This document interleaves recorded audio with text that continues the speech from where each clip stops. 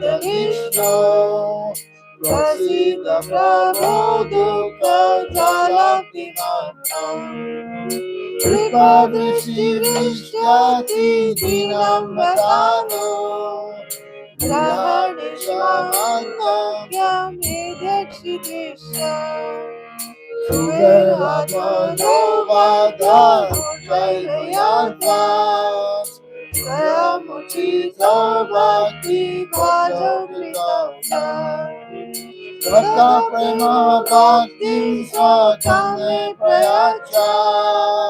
Namo Shivaya Damodara. Namaste Sudame Suradiptiname. Sadiyodaya Vishwasya Name. Namo Radhikaya Tvariya Priyaya. Namo Radhikaya Devaya Sudam. Namo Radhikaya Tvariya Priyaya.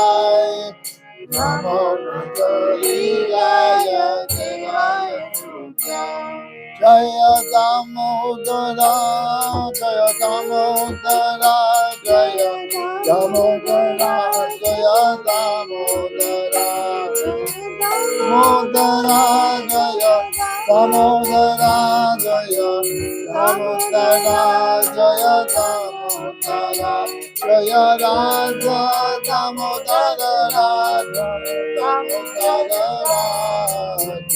Jaya Radha Damodara, Radha Damodara.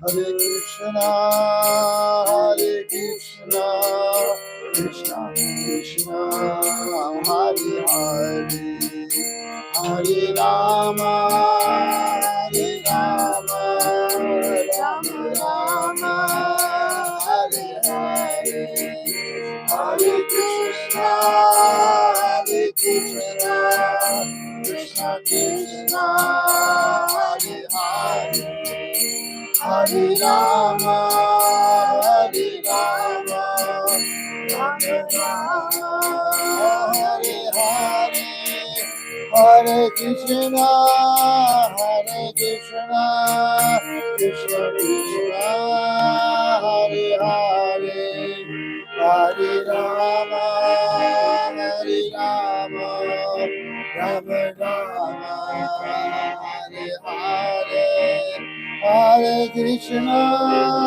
Hare Krishna, Krishna Krishna, Hare Hare, Hare Rama, Hare Rama, Rama Rama, Hare Hare, Hare Krishna, Hare Krishna, Krishna Krishna,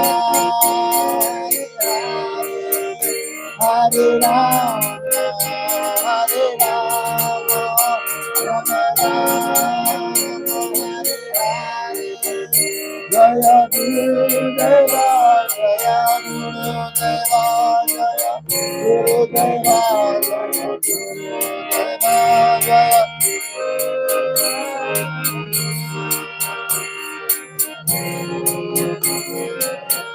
Jaya Prabhupada, Jaya Prabhupada, Prabhupada, Jaya Prabhupada.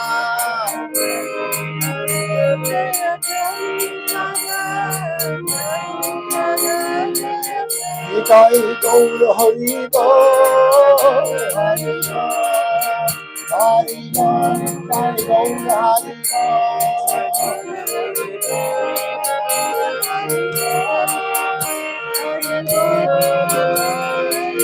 Nitai Gaur Hari Bol, Hari Bol, Hari Bol, Nitai Gaur Hari Bol, Hari Bol, Hari Bol. Gaura Premanande, Hari Hari Bol. Srila Gurudev ki jai, Srila Prabhupada ki jai, Rupanuga Guru Varga ki jai, Damodarastakam ki jai, Vraja-mandala Parikrama 2023 ki jai, Anantakoda Vaishnava Vrinda ki jai, Gaura Premanande, Hari Hari Bol. Vanchakalpatarubhyascha, Kripa Sindhavevcha, Patitanam Bhavnebhyo Vaishnavebhyo Namaha.